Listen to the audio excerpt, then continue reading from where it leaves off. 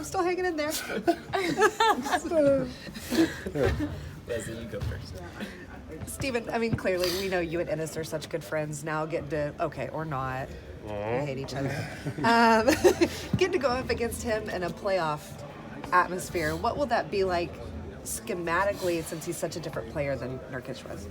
Well, I just gotta wait and see what they're coming out with. Again, like the regular season, there is tendencies that carry over, but again, in terms of like strategy and what they're looking for, what they're trying to emphasize, it's a bit different always when it comes to playoffs. Every team does the same. So, I mean, it's pretty much one of those things. The first game is always, obviously, is the most important game, I reckon. But like, it also is one of those ones where the reason why it's so important is because like you don't really know what they're coming with. They don't know what you're coming with. You kind of just got to feel it out and make the quick adjustments early and then kind of roll from there. So I don't know. Wait and see. Can you intimidate him or trash talk or intimidate him? What'd you say? Can you intimidate him or trash talk him?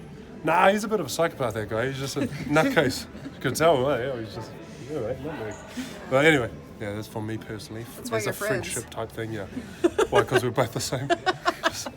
I didn't say it. When you have a relationship and a background with a guy like that, is it different playing him than other guys? Not so much. Yeah, not so much. Obviously, your mates or your friends or whatever, but still, there's nothing that really, well, for me anyway, nothing that really like, I don't see him in that. If anything, it makes me even want to like beat him up even more. You know what I mean? Like just because of that. But yeah, other than that, it's just like it's completely just straight business. If I crack him in the face, if he hits me in the face, it doesn't matter. It's just more whatever happens in the court. That's what happens. So. What's the biggest difference between how he and Nurkic play? The biggest difference? Yeah. I mean, I don't know. You're gonna have to look at it yourself, honestly. Just because when I played them, he was coming off the bench with the second group, if that makes sense. So it's a different player. His role is different. Now that he's in the starting role, the role is still a little bit different. His skill set may be the same, but what they're asking of him could be different. So I mean, it's hard to like kind of just compare in that way because you just got to figure out what the role is of that player. And so yeah, it's probably more likely the same that Nurkic was doing, but I don't know. Just go wait to see how he does with it. What about, even though this might not be applicable? Words are hard. They really are. From when you went up against Enes versus when you went up against Nurkic, what was the different about your approach? What Defending was different them, yeah. about my approach? Mm-hmm. It was still the same, pretty much. There's a guard-orientated team. They play around the guards a lot, but they play through the big.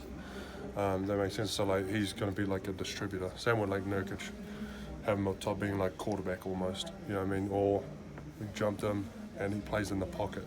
You know what I mean? So then they make a decision from there. So there wasn't so much like, for me as an approach, it was still the same. This is what the game scheme is. That's what I have to stick to.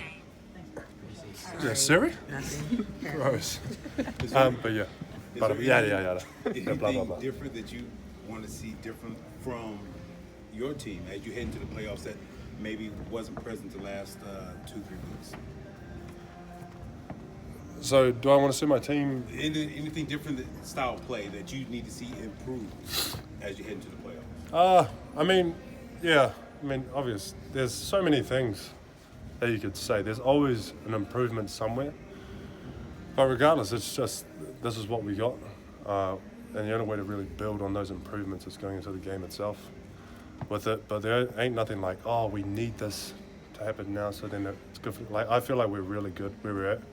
Confidence-wise, scheme-wise, just, I don't know, just a good feel about it. But that's all you could say, honestly, in terms of improvement. You could go as micro as you want or deal with the mess of it. What stood out to you? Talking shit. Yeah, talking shit. That's one for Stevie. Yeah, what stood out to you in terms of improvement, though, in the last 5 games? You're on a winning streak going into the playoffs. So what have you seen as far as this team stepping up and getting onto a roll going into the playoffs? You all right, mate? What? What's up? What's that? Are you okay? Nah, that's how I bit talk. sick? Sorry, bro, because I got a cold too. I thought before we got to share something. Sorry, mate. I was going to go get you some water. Yeah, I'm trying to be nice. Yeah, I'm trying to be nice. Sorry. But basically, are there any like team improvements that I've seen over the last 5 games? Yes. I thought we made it into like we were heading into the right direction. Honestly, we were like coming together with our chemistry on both ends on the floor. Start piecing it together. Because obviously we went down that stretch where it was just lame, eh? Yeah, it was just a bit dumb.